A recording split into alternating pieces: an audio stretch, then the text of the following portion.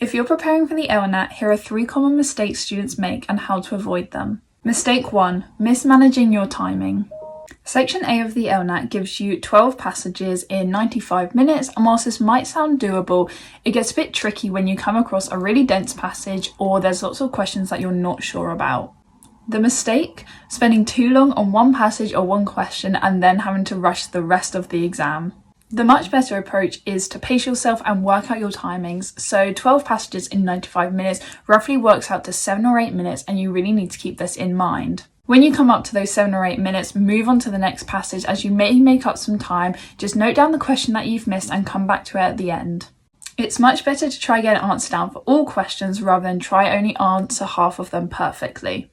Mistake number 2, burning out while practicing. Another big mistake of the Lnat is treating it like a marathon with endless test practices. Doing test after test without actually reviewing your answers or where you're going wrong is just draining your energy and is not actually helping you improve your score. Definitely don't do what I did the week before my Lnat and try do a full paper every single day, as it just burnt me out. It made me feel really unmotivated as my scores were going up and down, and it wasn't useful practice at all. Instead, focus on shorter, high quality sessions. When I first started preparing, I liked to do it 3 times a week, and in those sessions I would spend an hour or even less just doing 3 extracts, and I found that worked really well. Mistake number 3 in section B of the Lnat is skipping the essay planning stage. In section B, you have 40 minutes to write an essay, and a lot of candidates panic and just go straight into writing without really thinking about their answer. Without a plan, your essay just risks becoming a stream of thought without any structure in it or conveying any sort of real argument.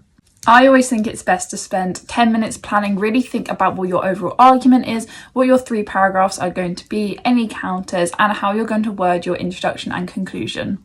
If you start writing knowing what your one clear point is per paragraph, this is showing the examiners you can think logically and come up with a convincing argument within the time constraints. The planning stage is also really important because you might start preparing an essay and realise you actually don't know much about it or you're not sure how to answer it, so then that is the time to then switch to another question and then plan that. You don't want to get halfway through it and realise you actually don't know what this question is asking, or you think you've done it all wrong. Avoid these 3 mistakes and you'll be in a much stronger position in your Lnat exam.